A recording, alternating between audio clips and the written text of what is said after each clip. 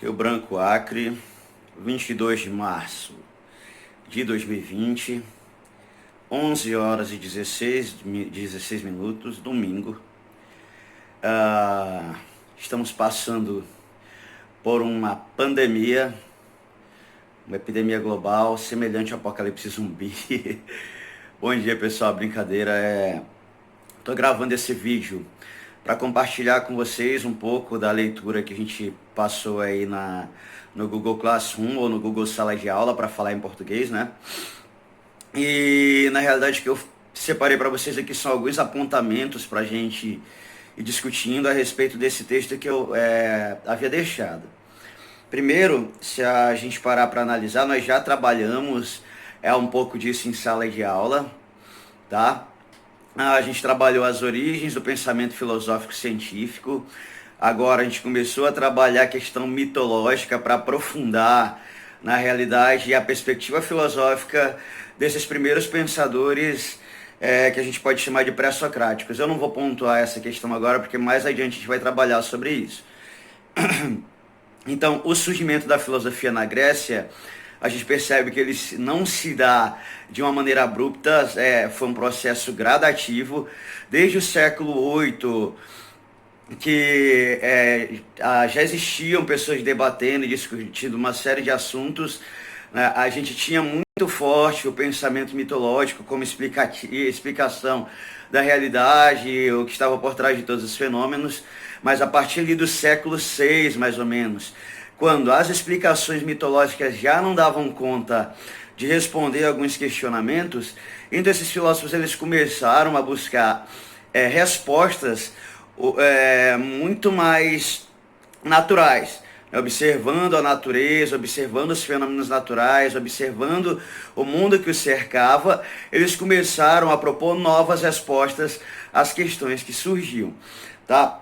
Eu falei para vocês de 4 pontos fundamentais, são fatos históricos, que contribuíram para o surgimento da filosofia. Falei que esses 4 fatores históricos foram fundamentais para que a filosofia pudesse ter surgido, tá? Falei para vocês das viagens marítimas, a invenção do calendário, a invenção da moeda e da escrita e o surgimento da vida pública, certo? Sem esses fatores históricos, nós não teríamos a possibilidade do surgimento da filosofia tal qual a gente conhece hoje. Tá? Então, esses fatores foram fundamentais para que nós pudéssemos ter o surgimento aí da filosofia na Grécia e em nenhum outro lugar do mundo. Tá? Algumas questões são fundamentais e caracterizam fortemente esse pensamento que a gente chama de filosófico-científico. Certo? Tem alguns princípios que são fundamentais e que permeiam ali o pensamento dos primeiros filósofos que surgiram. Tá? A ideia de physis, por exemplo, Aristóteles já falava que os primeiros filósofos eles eram fisiólogos, ou seja, eles eram filósofos que se dedicavam estritamente a uma explicação muito mais fenomenológica, ou seja, eles abordavam os fenômenos da natureza, tá? Eles eram estudiosos ou teóricos da natureza, por isso da physis. Physis é uma palavra grega que significa, traduzindo para o português, natureza. Então, por isso eles eram chamados de fisiólogos ou fisiólogo em grego, né, que significa estudiosos da natureza. As teorias deles geralmente buscavam dar uma explicação causal dos processos e dos fenômenos naturais a partir de causas puramente naturais. Então eles observavam os fenômenos, verificavam a recorrência e com base nisso eles elencavam as suas justificativas e razões por trás de uma multiplicidade de fenômenos que eles observavam. Então, o primeiro princípio que a gente pode elencar aqui é o princípio de causalidade. A ideia de que por trás de toda causa existe um efeito. Ou melhor, toda causa, ela como consequência tem um efeito. É como se observasse os fenômenos da natureza e tentasse de alguma maneira relacioná-los de maneira causal. Ou seja, se eu tenho uma enchente, eu verifico se não existe nenhum vínculo natural, alguma razão natural para que tenha se ocasionado aquela enchente. E assim eles foram atribuindo causas a uma multiplicidade de fenômenos, tá? E é importante que se frise. Eles trabalhavam com um nexo causal estritamente relacionado aos fenômenos naturais, tá? Qual o problema disso? Se eu pego esse princípio de causalidade, eu acho que em uma das turmas já trabalhei uma coisa que a gente chama de petição de princípio. Se eu parto da prerrogativa de que todo fenômeno ele tem uma causa, eu vou procurar sempre a causa primeira. Em filosofia, a gente tem o estabelecimento de uma causa primeira, por isso os filósofos da física, eles determinaram o arqué. O arqué, quando eu pergunto para vocês o que é o arqué, você tem um arquirrival, você tem um arqui-inimigo? O que é o arqui-inimigo? É o teu inimigo primordial, o teu primeiro inimigo. Então, os filósofos, quando elencaram essa ideia de causalidade por trás de todos os fenômenos, eles tiveram que estabelecer um arquê, ou seja, um princípio primordial por trás de todas as coisas. Porque se eles não determinam esse arquê, eles vão cair naquilo que a gente chama de petição de princípio. Ah, mas o que deu origem a essa causa? Vamos procurar outra causa. Aí você vai chegar naquela questão: quem veio primeiro, o ovo ou a galinha? Entende? Então você vai estar sempre procurando saber uma causa. Ah, foi Deus que criou o mundo, mas quem criou Deus? Isso é a ideia que a gente chama de petição de princípio. Então, em filosofia, para a gente não cair na petição de princípio, a gente acaba estabelecendo um princípio primordial que dá origem a todas as coisas, sem o qual as coisas jamais poderiam existir. É isso que a gente chama de arquê. Tá? E para os primeiros filósofos, esse arquê ele ainda não estava totalmente desvencilhado daquilo que a gente chama de misticismo ou de pensamento mítico, porque a gente percebe nos filósofos posteriores, como Platão e Aristóteles, a gente tem resquício ainda da mitologia, e é natural isso, galera. Os gregos eles estavam imbuídos de pensamento mitológico, toda a sua tradição da oralidade, ela era muito ligada com os mitos. Então, esse desvencilhamento, como eu falei para vocês, ele aconteceu gradativamente, não foi uma ruptura abrupta assim, de imediato. Isso aconteceu devagar, aos poucos. Então, é natural que dentro do pensamento desses primeiros filósofos, a gente ainda tenha resquício de mitologia. Tá, um outro elemento fundamental que a gente pode elencar aqui nesse pensamento dos filósofos é a ideia de cosmo, ou seja, de mundo ordenado, de mundo organizado. Vocês lembram que na teogonia a gente falou, no princípio era o caos, a terra de largos flancos e o amor, e depois, né, a gente conhece bem a história lá que foi retratada na teogonia do Hesíodo, depois é que a gente tem um mundo ordenado. Para os gregos, essa ideia de mundo ordenado, de harmonia, é fundamental. Vocês sabem que a paideia grega ela lidava com a educação do corpo, da alma e do intelecto, e isso pressupunha uma certa harmonia. Então, a ideia de cosmos para o grego se liga diretamente à ideia de ordenamento, de harmonia, de beleza. Por isso aquele senso cosmético. Geralmente, quando a gente tende a falar de cosmos, cosmético, a gente está falando de harmonia. Isso está diretamente ligado com a beleza, tá? O cosmos ele é entendido como uma ordem que se opõe ao caos. Então, tudo para os gregos gira em torno dessa ideia de harmonia. A felicidade para Aristóteles é a daimonia, ou seja, uma vida bem regrada, uma vida comedida. E muitos deles vêm trabalhando esse conceito de harmonia. Eu queria voltar um pouquinho no conceito de arquê, porque o arquê geralmente é visto como elemento primordial. Esse elemento primordial, mas a gente vai trabalhar quando a gente for entrar nas escolas de pensamento, eu posso dizer escolas de pensamento ou pensadores, é melhor colocar pensadores pré-socráticos.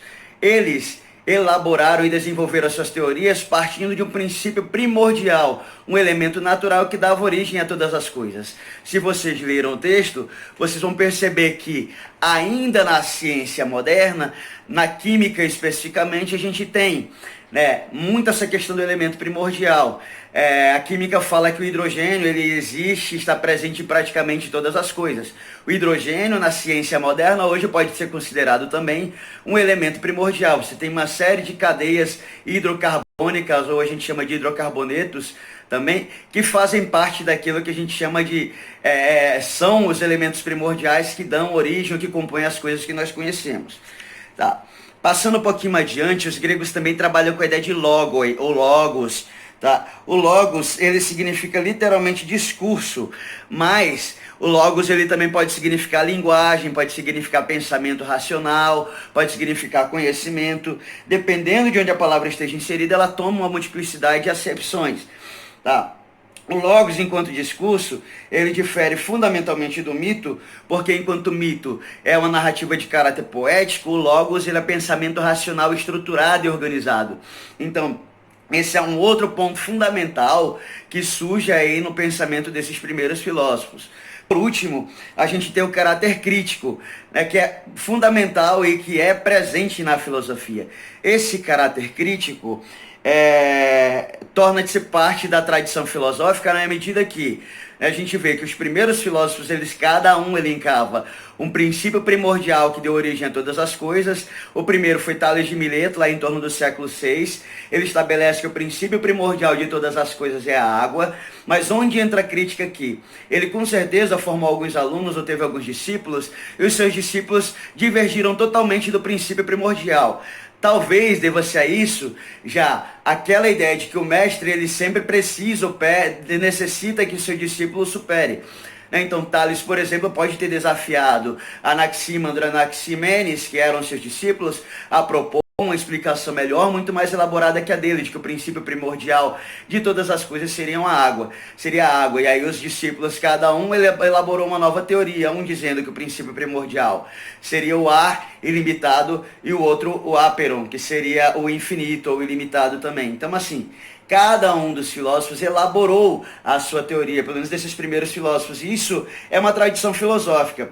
Você vê geralmente quando se estuda a filosofia de maneira mais profunda, que os discípulos eles acabam elaborando uma teoria que é estudada e eles acabam muitas vezes refutando os seus mestres, e os discípulos desses que propõem novas teorias acabam refutando, e assim é de infinito. A filosofia é uma constante crítica de si mesma, tá? Então, existem conceitos que podem ser refeitos, reestruturados, reelaborados, totalmente criticados e refutados e reelaborados. Essa é uma prática da filosofia muito comum. Eu sou um pensador, coloco meu pensamento à crítica, vem outro pensador, submete meu pensamento à crítica, refuta uma série de teorias minhas e elabora uma totalmente nova. Tá? Então, para a gente pontuar aqui alguns elementos fundamentais que nós trabalhamos, a passagem do pensamento mítico religioso ao pensamento científico filosófico, o surgimento do pensamento científico-filosófico logo no século VI a.C., alguns fatores históricos que contribuíram para esse surgimento, as principais noções ou características desse pensamento. A gente tem a ideia de física, o princípio de causalidade, o conceito de arquê, a concepção de cosmos, logos como racionalidade desse cosmo e o caráter crítico das primeiras escolas. Eu já compartilhei com vocês aí no Google Sala de Aula o mapa conceitual. Qualquer dúvida que vocês tiverem em relação a esse primeiro texto, vocês podem estar compartilhando aqui no Google Sala de Aula e a gente vai conversando sobre isso. Postem também os seus vídeos, coloquem as suas dúvidas, qualquer coisa pode chamar também no WhatsApp, mas o Google Sala de Aula está aí para isso, para que a gente amplie o debate. O que eu coloquei aqui para vocês é só uma referência para a nossa discussão, tá? Então, desde já, eu peço a vocês que estejam compartilhando com os colegas que não estão no Google Sala de Aula esses vídeos, também o material que eu tenho colocado aqui no Google Sala de Aula. E a ideia é essa, eu vou postando vídeos, vou fazendo encaminhamentos, vocês postam lá no fórum de debate aquilo que é a proposição de discussão e a gente vai clarificando, tá? Vocês podem também postar os vídeos de vocês. Posteriormente, eu vou estar passando atividades aqui no Google Sala de Aula e a gente vai aprofundando esses conceitos, tá? Esses vídeos, eles vão ter uma cronologia, a gente vai postando aí pelo menos um vídeo por semana, de acordo com a quantidade de aulas ou de acordo com a necessidade. Tá? E a gente vai partilhando novos textos também. Desde já eu peço a colaboração de vocês, tá? No que diz respeito à leitura dos textos. Se vocês não leem, a gente não tem como aprofundar a discussão. Tá? Aqui é um pouco do meu cafofo, vocês estão vendo aqui a minha mesinha, ó, bem bagunçada, mas isso aqui é meu espaço. É a minha caverna fedida, mas é a minha caverna, tá? Então sintam-se acolhidos nesse meu espaço também. E vamos estudar filosofia, tá? Independente da pandemia, independente do apocalipse zumbi, a gente vai estar aqui trabalhando, propondo debates e discussões para a gente sair um pouco do irracionalismo e pensar um pouco mais a nossa vida. Tá? Agradeço a vocês, excelente semana, bons estudos, levem a sério essa questão do isolamento social, porque a situação no Brasil e no Acre especificamente ainda não começou a se tornar crítica, nós ainda estamos em processo de triagem, então muito cuidado, galera. Tomem todas as medidas necessárias para que a gente possa combater essa pandemia. Beijo para vocês, até o próximo vídeo.